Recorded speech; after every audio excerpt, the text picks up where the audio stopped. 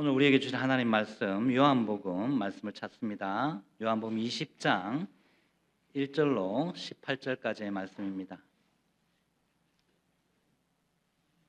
요한복음 20장 1절로 18절까지의 말씀 우리 함께 찾아서 읽도록 하겠습니다. 찾으신 줄 알고 함께 읽겠습니다. 시작. 안식 후 첫날 일찍이 아직 어두울 때에 막달라 마리아가 무덤에 와서 돌이 무덤에서 옮겨진 것을 보고 시몬 베드로와 예수께서 사랑하시던 그 다른 제자에게 달려가서 말하되 사람들이 주님을 무덤에서 가져다가 어디 두었는지 우리가 알지 못하겠다 하니 베드로와 그 다른 제자가 나가서 무덤으로 갈새 둘이 같이 다름질하더니 그 다른 제자가 베드로보다 더 빨리 달려가서 먼저 무덤에 이르러 구부려 세마포 놓인 것을 보았으나 들어가지는 아니하였더라. 시몬 베드로는 따라와서 무덤에 들어가 보니 세마포가 놓였고 또 머리를 쌌던 수건은 세마포와 함께 놓이지 않고 딴 곳에 쌌던 대로 놓여 있더라. 그제서야 무덤에 먼저 갔던 그 다른 제자도 들어가 보고 믿더라. 그들은 성경에 그가 죽은 자 가운데서 다시 살아나야 하리라 하신 말씀을 아직 알지 못하더라. 이에 두 제자가 자기들의 집으로 돌아가니라.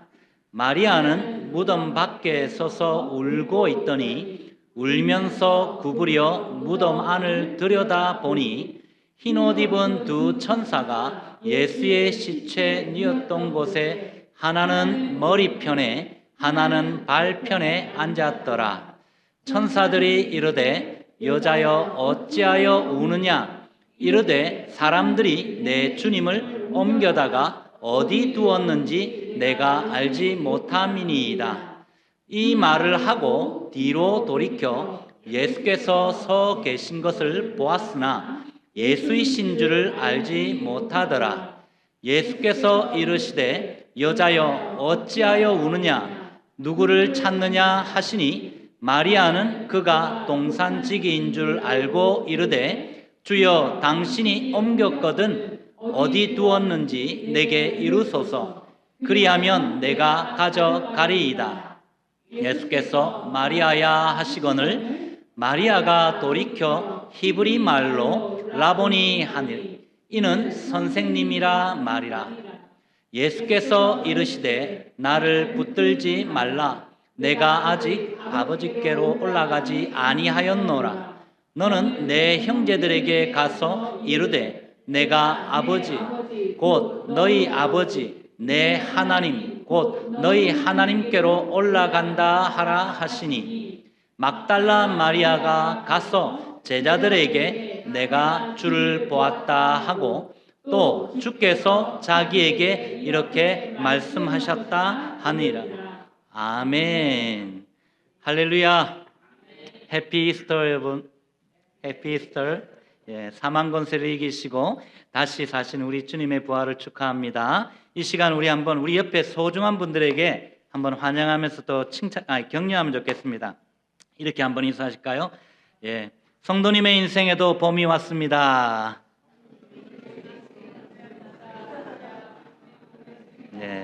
우리 주님이 부활하셨기 때문에 저와 여러분의 인생에도 봄이 온 줄 믿습니다. 이렇게 한 번 더 인사할까요? 오늘 우리 마음의 돌을 걷어냅시다.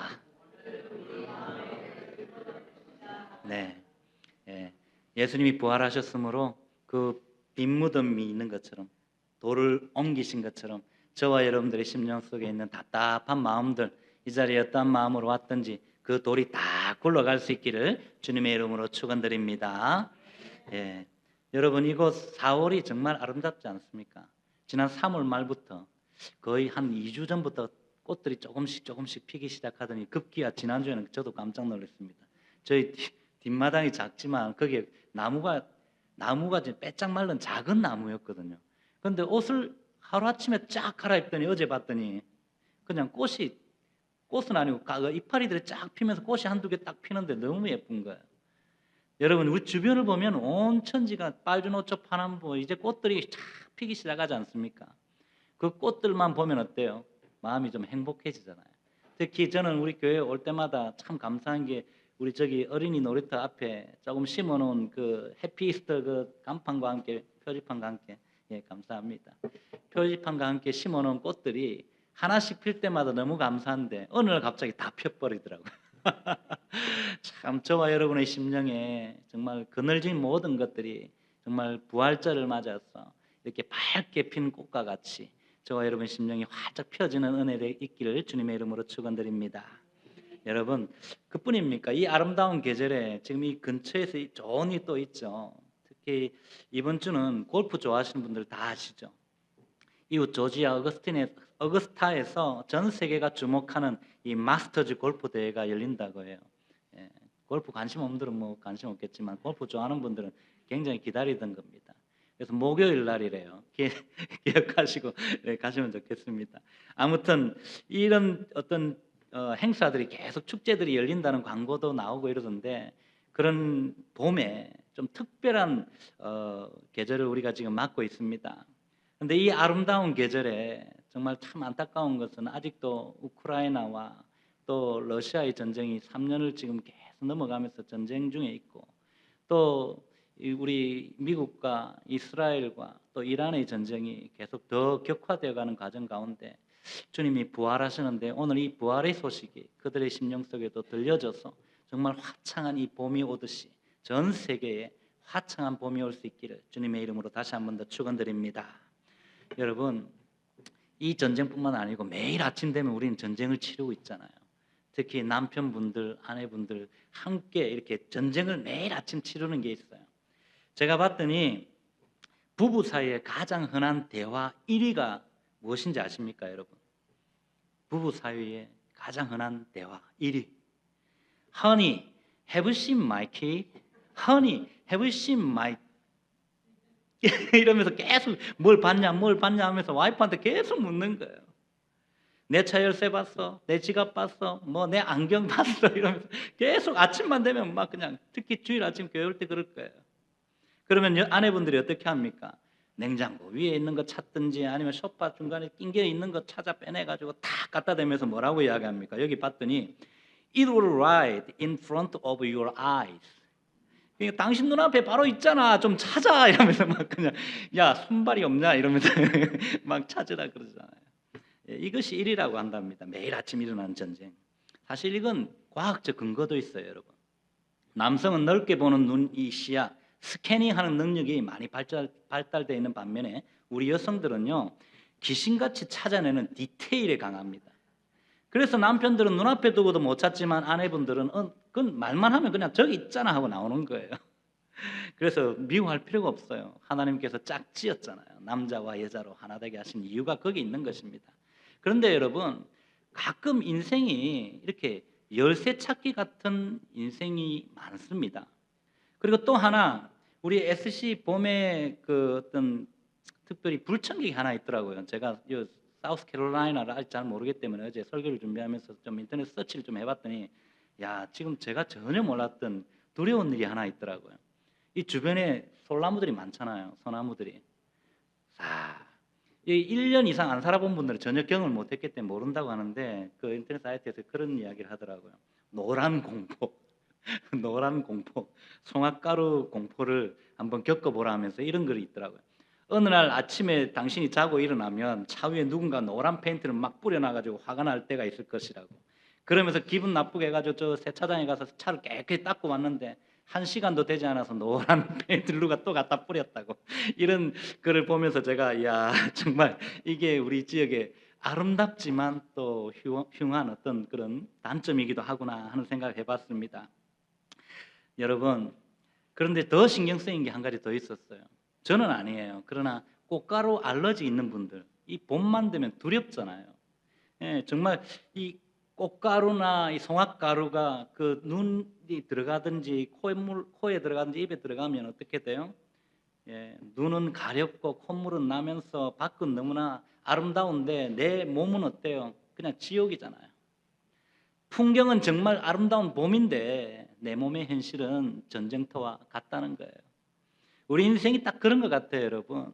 정말 부활절이라고 주변에는 전체가 지금 꽃이 화려하게 피고 있고 오늘 우리가 찬양했듯이 아름다운 찬양이 울려 퍼지는데 정작 내 마음에는 어때요? 지워지지 않는 이런 노란 슬픔의 먼지와 또한 죄책감의 먼지, 또 걱정의 먼지, 또 장래에 대한 어떤 불안의 먼지들이 가득 내려앉아가지고 앞을 볼 수가 없는 것입니다. 또 분명히 주님이 우리 곁에 계신데 우리는 주님 도대체 어디 계세요? 라고 찾아다니는 어떤 영적인 열쇠를 찾지 못해서 허둥대는 인생이라는 것입니다. 오늘 본문에 나오는 이 막달라 마리아가 바로 그런 상태였어요. 그녀의 인생은 지금 지독한 이 알러지가 걸린 것처럼 눈물 범벅 가운데 살아가고 있습니다. 왜냐하면 그녀가 그토록 사랑하고 의지했던 예수님이 처참하게 십자가상에서 죽어주셨기 때문입니다. 그래서 봄이 왔지만 그녀에게는 정작 봄이 아니었다는 것입니다. 다시 말해서 세상은 다시 시작되는 안식 후 첫날 오늘 주일 이 날이 시작된 새벽이었지만 오늘 그녀의 마음은 여전히 예수님의 차가운 무덤 속에 갇혀 있었다는 거예요. 오늘 이 아침 우리의 마음을 덮고 있는 이 무거운 슬픔의 돌, 이 문제의 돌을 부활의 주님께서 어떻게 옮겨주시는지 오늘의 말씀으로 함께 들어가 보도록 하겠습니다. 사랑하는 성도 여러분, 안식 후 첫날 이른 아침에 아직 어두울 때입니다. 마리아는 무덤으로 향했습니다. 그런데 가보니까 이 무덤 문이 막혔던 거대한 돌이 옮겨져서 문이 열려 있는 거예요. 그러니까 깜짝 놀라서 마리아는 이제 베드로와 요한에게 막 달려갑니다. 달려가서 이야기했더니 이 세 사람은 이제 다시 한 번 더 이 무덤을 향해서 전력 질주를 합니다. 여기서 우리는 빈 무덤이라는 동일한 사건을 바라보는 어떤 그런 인간의 세 가지 전혀 다른 시선을 발견한답니다. 하게 되는 것입니다.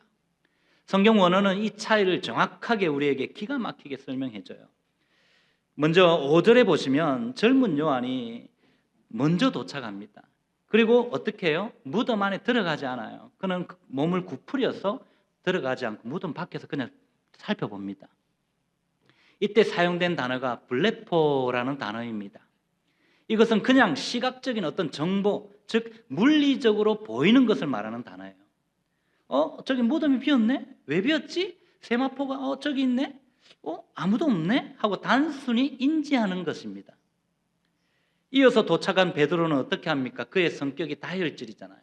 그의 성격에 맞게 앞뒤 가리지 않고 그냥 뛰어 들어갑니다. 무덤 속으로. 뛰어 들어가서 어떻게 해요? 수위가 어떻게 객혀 있는지 그냥 꼼꼼히 살펴봅니다. 이때 사용된 단어가 바로 떼오레오라는 단어입니다. 여기서 영어가 띠오리가 나온 거예요, 여러분. 이론이라는 단어가 나왔다는 것입니다. 이것은 아주 이성적이고 정말 비판적으로 조사하는 것을 말하는 단어입니다. 누가 시선을 훔쳐갔나? 아니, 도둑이 들었으면 수위가 왜 이렇게 깨끗하게 접혀 있지? 아니, 수위가 왜 몸은 여기 있고 머리에 싼 것은 그대로 머리맡에 있지? 하고 그냥 세밀하게 살펴본다는 겁니다. 지금 이게 무슨 상황이지? 정말 주님 말씀하신 대로 부활하셨나? 하고 분석만 하고 있는 것입니다. 여러분, 우리 중에도 이 예배당에 앉아서 방금 말씀드린 이 시각적으로만 보든지 아니면 분석적으로만 보는 어떤 그런 분들이 계신다는 것입니다. 저분이 오늘 웬일이지? 이거 뭐 부활주일이니까 오셨겠지 하면서 그냥 오신 거에 대해서 뭐 다른 이유도 생각도 안 하고 인사도 제대로 안 하고 그냥 넘어가는 것. 그럼 어떤 분은 오늘 찬양이 좀 지난주보다 좀 업됐네, 업 이러면서 그냥 그것만 보는 거예요. 그러면서 목사님 오늘 복장이 좀 화려하신데 밝은데 이러면서 다른 사람의 어떤 모습, 겉으로 보이는 모습만 보고 생각한다는 거죠. 그런데 또 어떤 분은 마치 CSI 아시죠, 여러분? 과학수사대. 그들처럼 야, 예수가 부활하다니, 야, 그 뻥이야. 그 어디 숨겨놨을 거야. 아니, 기절했는데 누가 데려갔을 거야. 그 없어. 그런데 여러분, 증명되었잖아요. 만일 그 시대에 훔쳐간 거 있으면 소문 다 퍼졌어요. 이미 성경은 거짓이라고 다, 이게 다른 성경이 그걸 거짓이라고 다 기록했을 거예요. 역사적인 사실을 누구도 부인할 수 없었기 때문에 그 반박하는 게 없는 것입니다, 여러분. 그런데 이런 분들은 분석은 정말 많이 하는데 실제로 예배는 참석하지만 감격이 없다는 것을 우리는 봅니다. 그런데 8절 말씀 보시면 여러분 또 다른 눈이 보입니다. 밖에서 보던 이 요한이 이제는 한 단계 나아갑니다. 안으로 들어가서 어떻게 해요? 보고 비로소 믿었다라고 말씀해요. 이때 사용된 단어는 에이돈이라는 단어예요, 여러분. 이것은 영적인 눈이 번쩍 뜨여 가지고 이야, 주님이 정말 말씀하신 대로 살아나셨구나 라고 깨닫고 확신하는 단계까지 이르렀다라는 단어예요. 여러분, 빈무덤은요 엄청난 사건입니다. 인류 역사상 어떤 성인도 무덤을 비워두지 못했어요, 여러분. 그래서 사도 바울은 고린도전서 15장 14절 말씀에서 우리 다 같이 한번 읽읍시다. 시작. 그리스도께서 만일 다시 살아나지 못하셨으면 우리가 전파하는 것도 헛것이요 또 너희 믿음도 헛것이며 라고 당당하게 외쳤던 것입니다, 여러분. 그러므로 이 빈무덤은 여러분 주님이 말씀하신 대로 죽음을 이겼다는 강력한 증거가 된다는 사실을 기억할 수 있기를 바랍니다. 오늘 이 시간 저와 여러분들의 어떤 시선이 이제는 단순히 주님에 대한 어떤 정보를 아는 이 블레포라는 단계에서 한 단계 더 나아갈 수 있기를 바랍니다. 뿐만 아니라 분석하고 이렇게 판단하는 떼오레오라는 이 단어를 넘어서 이제 정말 무덤 넘어 살아계신 주님을 바라보고 확신하는 이 에이돈의 영적인 눈이 열려지는 그리고 믿는 그 눈이 단계로 나아가시는 은혜가 있기를 주님의 이름으로 축원드립니다. 그런데 여러분 여기에 멈춰서도 안 돼요. 10절 말씀을 보시면 이들의 안타까운 모습이 나오잖아요. 이들은 2단계까지 올라갔는데도 불구하고 이제는 안타까운 모습 봅시다. 이에 두 제자가 어디로 가요? 자기들의 집으로 돌아가니라 라고 기록합니다. 이 말은 한글 성경에서 말하듯이 각자의 집으로 간 것이 아니라 당시 제자들은요 여러 성경을 종합해 보면 이들은 지금 모여 있어요. 두려워서 모여서 숨어 있어요. 그래서 그들은 지금 무덤이 빈 것을 보고도 어떤 예수님이 살아났다 증거하러 간 것이 아니라 두려워서 다시 자기들이 모여 있는 곳으로 자기들이 지내던 곳으로 돌아갔다라는 말을 하고 있는 것입니다. 여러분, 우리는 단순히 그냥 이 구절을 보면 참 쿨하게 돌아갔네 라고 생각할 수 있어요.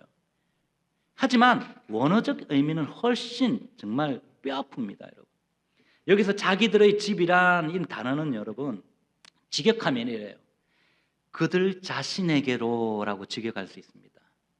집으로 간 것이 아니라 그들 스스로 자신에게 돌아갔다는 거예요. 즉 그들은 지금 빈무덤이라는 이 역사적인 사실, 팩트는 확인했지만 그 사실이 주는 이 영광을 누리지 못한 채 다시 그냥 자신들의 익숙한 일상, 자신들의 한계적인 어떤 생각 속으로 쑥 들어가 버린 거예요. 부활을 지식으로만 아는, 다시 말해서 자신들이 어떤 눈에 보이는 것만 따랐던 사람들은 다시 걱정 많은 나에게로 돌아간 거예요. 다시 문제 많은 나의 삶으로 돌아간 것입니다. 두려움에 빠진 나에게로 복귀하고 만다는 것입니다.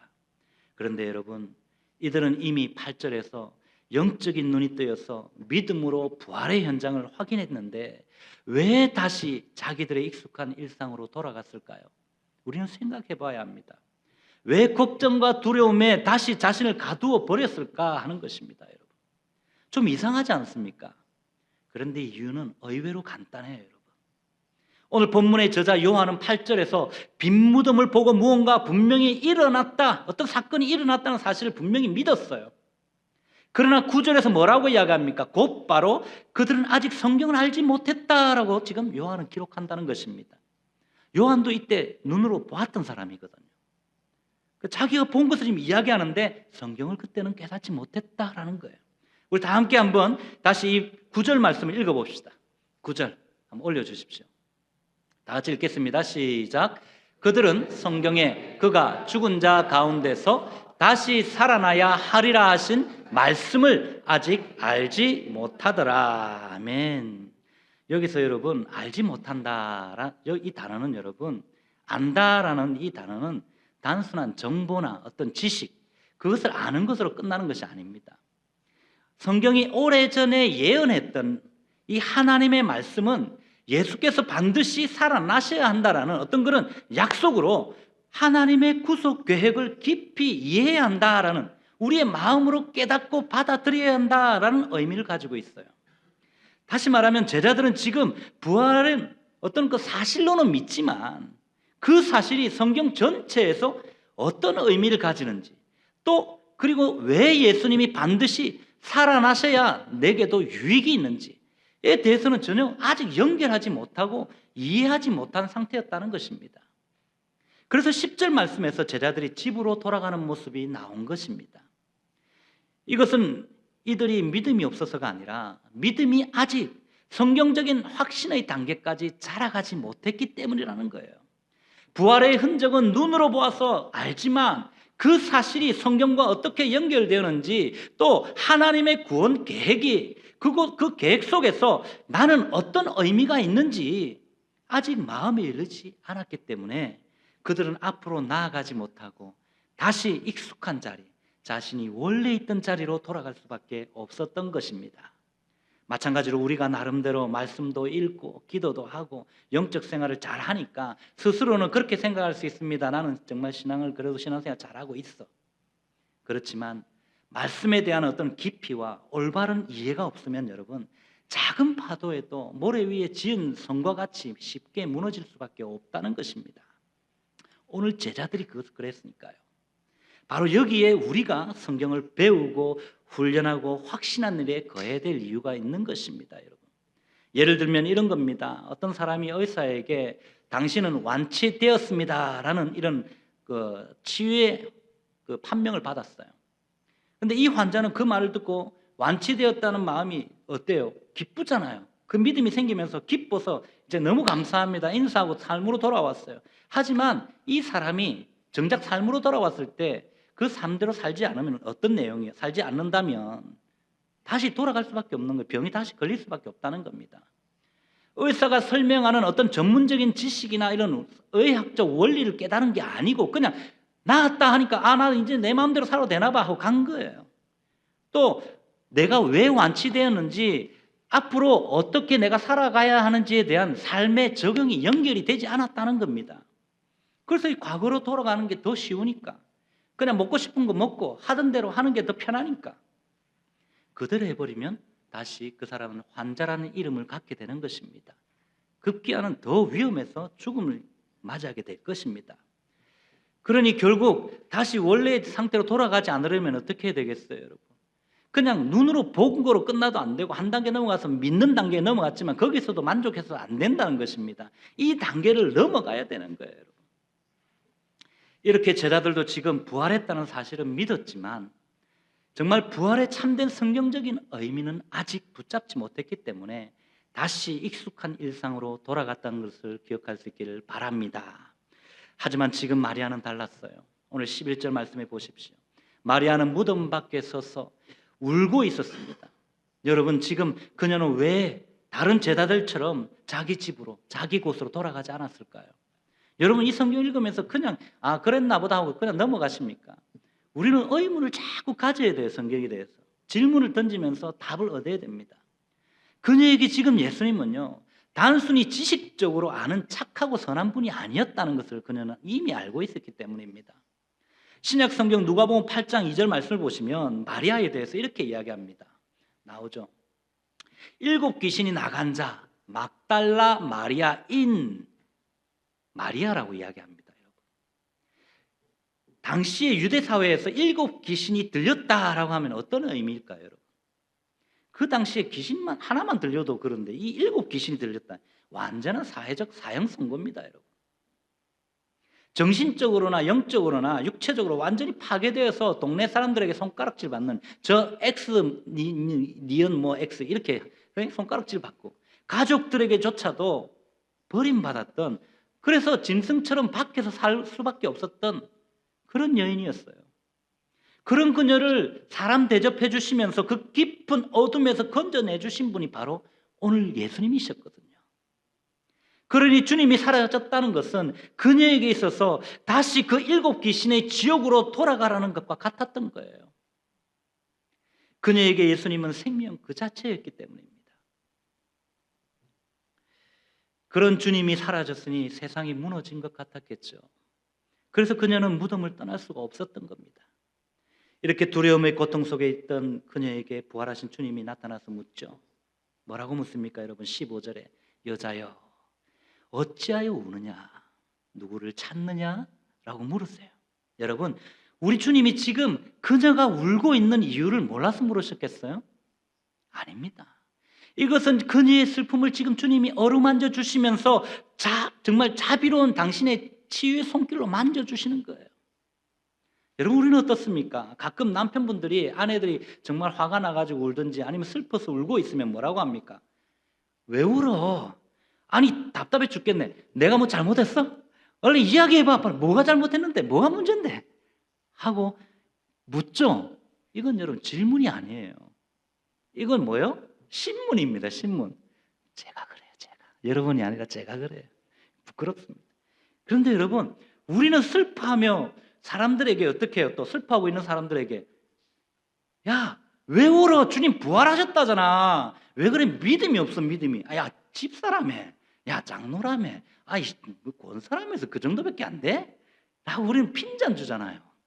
우는 사람을 위로하기보다는 먼저 자신의 어떤 신앙으로 그냥 그 사람의 믿음 없음을 정죄하잖아요.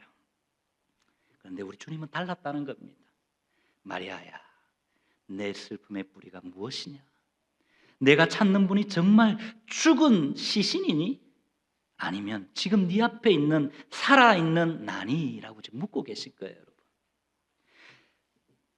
이 질문을 통해서 이제는 그녀가 정말 절망의 무덤이 아니라 이제 소망의 주님께 집중하도록 이끌고 계시는 자비로운 배려였다는 것입니다.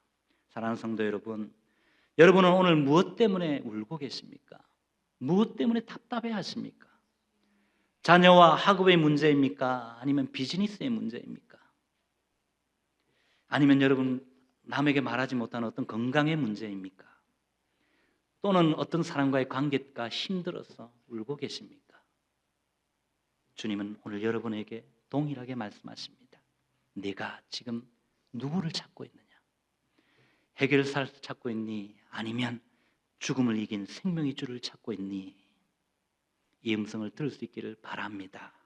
하지만 안타깝게도 오늘 마리아는 여러분 여전히 주님을 알아보지 못했어요. 성경은 그녀가 동산지기라고 기록해요. 무슨 말입니까? 파크 레인저 정도로만 생각했다는 것입니다. 우리도 그럴 때가 많잖아요. 이민 생활을 하면서 너무 힘들고 눈물이 앞을 가리면 어떻게 해요? 주님이 바로 옆에 계신데도 그분을 부르고 찾기보다는 그냥 동산지기 정도로만 오해하고 살아가지 않습니까? 아유, 저분이 나를 어떻게 도와줄 수 있을까? 아이고, 저분이라도 그냥 도와줬으면 좋겠는데, 아니면 저분 그냥 지나가는 사람이겠지, 뭐 내 같은 여인에게 관심이나 있겠나? 이러면서 내 슬픔이 너무 크니까 정작 주님이 다가오셨는데도 모른다는 거예요, 여러분. 이렇게 마리아가 계속 엉뚱한 소리를 하니까 어떻게 합니까? 16절에서 드디어 우리 예수님이 딱 한마디 말씀하십니다. 마리아야 라고. 마리아야 라고. 성경학자들은 예수님이 이때 평소에 쓰시던 히브리식 발음인 마리암이라고 부르셨다라고 말합니다. 그렇게 확신해요. 왜냐하면 16절 이전까지는 이 성경을 기록한 헬라어로 그의 이름인 마리아로 기록하다가 이제 예수님이 직접 부르실 때는 어떻게 해요? 그들이 원래 쓰던 언어 아람어, 그들이 어렸을 때 배웠던 언어 아람어라는 형태인 이 마리암이라는 단어를 사용한다는 것입니다. 이것은 평소에 주님과 마리아만이 나누었던 어떤 우리 예전에 있잖아요. 한국 사람들이 만나면 미국 사람들 중에도 한국말로 하잖아요. 우리 모유 언어를 생각이 안 나. 고유 언어 우리 한국어를 쓰잖아요.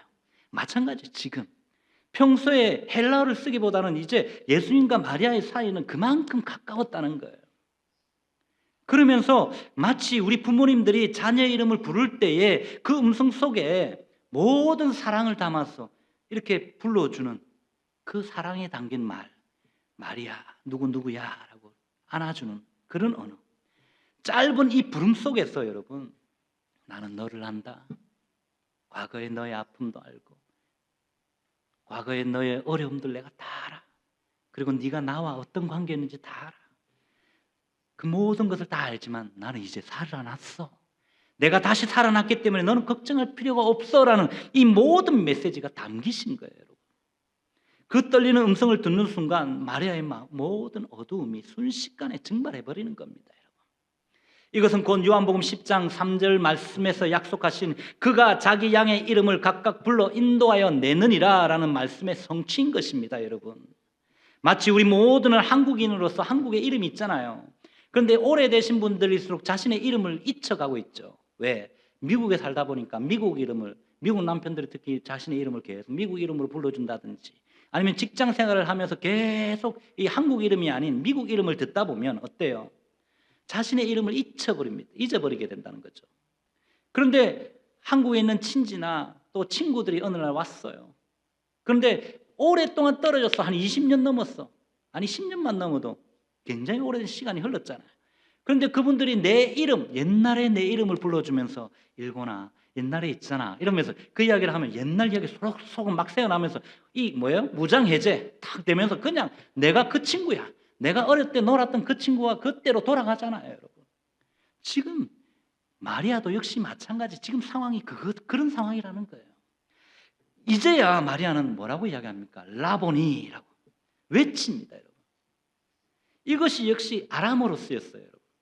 선생님이라는 뜻과 랍비에서 나오는 나의 이 뜻 두 가지가 합성어가 된 거예요. 하나의 단어를 만든 겁니다. 그러니까 나의 선생님, 나의 주님이라고 이제는 고백하게 되었다는 것입니다. 그런데 여러분, 이렇게 좋아서 주님을 이제 마리아가 어떻게 했겠어요? 좋으니까 허구하고 싶었겠죠. 막 달려들어 허구하니까 뭐라 그래요? 예수님이 아니야, 나를 붙들지 마. 와, 황당하지 않겠습니까? 갑자기 나는 좋아서 인사하려고 허구하려는데 야, 잠깐만. 아니야.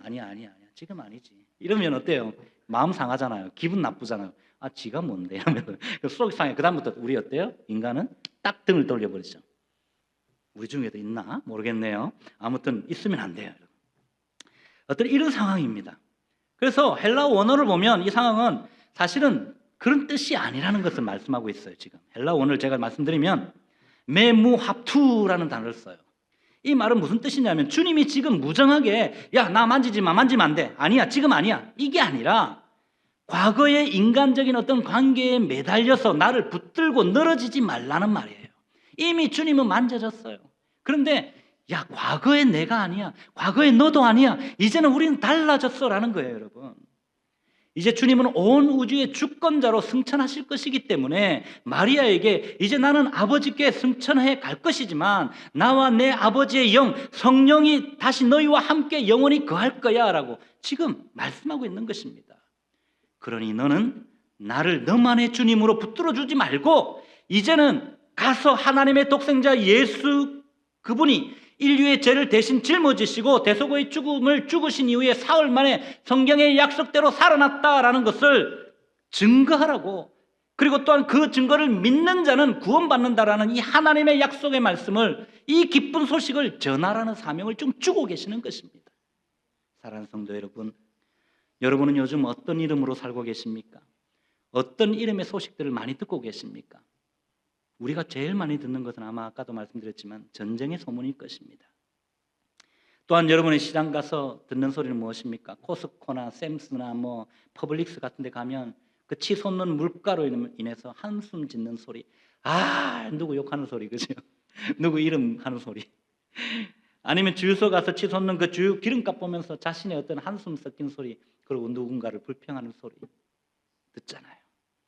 어떤 분들은 한국에 일로에 계시는 우리 부모님들 갑자기 쓰러지셨다는 소문을 듣고 갑자기 힘든 마음, 가슴 철렁이는 마음들, 그런 소문 듣고 계십니까? 아니면 영주권이나 비자 갱신 문제로 변호사 사무실에서 이렇게 빨리 연락이 오기를 피마르게 기다리는 그 소식을 기다리고 있습니까? 혹은 이 낯선 땅에서 주일 말고는 도저히 한국 사람들 만나기 힘들고 저기 도저히 터놓고 말할 사람이 없어서 외로워하는 소외된 이름으로 살아가고 계시지는 않습니까? 아니면 어떤 사람으로 인해서 배신감과 상처로 또 마음의 문을 닫고 누구도 들어오지 못하도록 스스로 큰 돌을 갖다가 막아놓은, 폐쇄해버리는 그런 자폐의 이름으로 살고 있지는 않습니까? 지금 부활하신 우리 주님께서는요, 오늘 그 모든 걱정의 이름 대신에 여러분의 진짜 이름을 부르고 계시는 줄 믿습니다. 내가 너를 구원했다. 너는 구원받은 하나님의 백성이다. 내가 너를 위해서 사망을 이겼다. 그러니 안심하라 라는 이 음성이 들려지는 저와 여러분의 삶이 되시기를 주님의 이름으로 축원드립니다. 사랑하는 성도 여러분, 미국의 유명한 상담가이자 작가인 맥스 루케이도 목사님이 이런 글을 썼어요. 하나님은 당신을 군중 속의 한 명으로 보지 않는다. 그분은 당신의 이름을 아시고 당신의 고난이 몇 페이지짜리 소설인지도 다 읽고 계십니다 라는 거예요. 부활하신 주님이 오늘 저와 여러분의 이름을 부르실 뿐만 아니라 우리 모든 마음의 멍에가 다 주님께 읽혀지고 있으니 안심하라는 것입니다. 그 결과 마리아는 이제 제자들에게 달려 외칩니다. 이게 결론입니다, 여러분. 내가 주를 보았다. I have seen the Lord. 외치는 거예요, 여러분. 여러분, 이것이 부활을 만난 사람의 최종적인 고백입니다.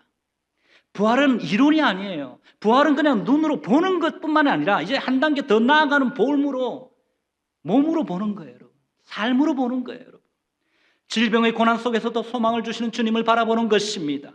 메마른 광야 같은 이 이민 생활 속에서도 생수를 공급하시는 그 주님을 바라보는 거예요. 죽음의 공포 앞에서도 천국 소망을 옷 입고 주님을 바라보는 것입니다. 무엇보다 여기서 보았다라는 단어를 우리 또 생각해 봐야 됩니다. 이 단어까지 나아가야 돼요. 헬라어로는 헤오라카라는 단어입니다. 이 단어는 여러분 완료형 동사예요. 완료형 동사. 무슨 말입니까? 단순히 한번 쑥 보고 그냥 지나간 게 아니에요. 내가 주님을 보았어요. 완료된 거예요. 그 부활의 주님이 지금 내 안에 살아 계시고 계시는 동사형을, 그리고 나는 이제 완전히 다른 사람으로 변화되었다라는 선언입니다, 여러분. 지금 마리아는 에이돈, 즉 지금 영적인 눈이 열려서 믿는 그 믿음의 단계를 넘어서 헤오라카, 마지막 이 단계까지 보고 믿은 것을 붙들고 변화된 삶의 단계까지 나아간 거예요, 여러분.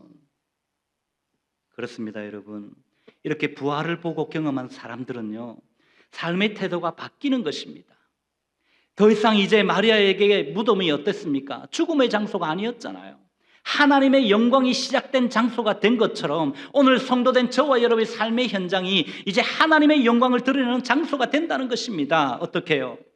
여러분의 비즈니스가 힘들고 어렵지만 부활의 주님을 정말 드러내는 선교지가 되는 거예요.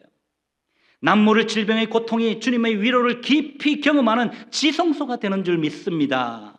자녀에 대한 염려가 하나님의 일하심을 기대하는 기도의 골방이 되는 것입니다. 사랑하는 성도 여러분, 지금 우리 여러분들의 인생을 가로막고 있는 큰 돌, 무거운 돌은 무엇입니까? 다음 달 모기지 걱정으로 지금 앉아 계십니까? 낯선 땅에서 소외받는 느낌으로 앉아 계십니까? 아무에게도 말 못할 어떤 건강의 위협이나 또 위로받지는 못하는 외로움입니까? 주님이 이미 그 돌을 옮기 놓으셨다라고 말씀하세요. 이제 이 빈 무덤을 보고 슬퍼하지 마십시다. 여러분의 이름을 부르시는 그 주님의 음성을 들으시고 세상으로 달려나가는 은혜가 있기를 바랍니다. 이번 이 한 주간 세상의 노란 먼지와 같은 걱정거리에 어떤 그런 여러분의 시야를 가릴 때마다 오늘 그 주님이 부르신 여러분의 이름을 기억할 수 있기를 바랍니다. 너는 하나님의 자녀다. 너는 구원받은 하나님의 백성이다라는 이 이름을 기억하십시오. 그리고 마리아처럼 여러분의 가정에서, 여러분의 일터에서, 또한 만나는 모든 이웃들에게 당당하게 선포할 수 있기를 바랍니다. 나는 나의 문제보다 크신 부활의 주님을 보았다. 나의 질병보다 강하신 부활의 주님을 보았다라고 선포하십시오. 그러므로 나는 결코 패배하지 않을 것이다. 아멘. 이 부활의 능력이 우리 클랜턴 주님의 교회 모든 가족들에게, 또 여러분들의 가정 위에와 일터 위에 풍성히 임하시기를 우리 주님의 거룩하신 이름으로 축원드립니다.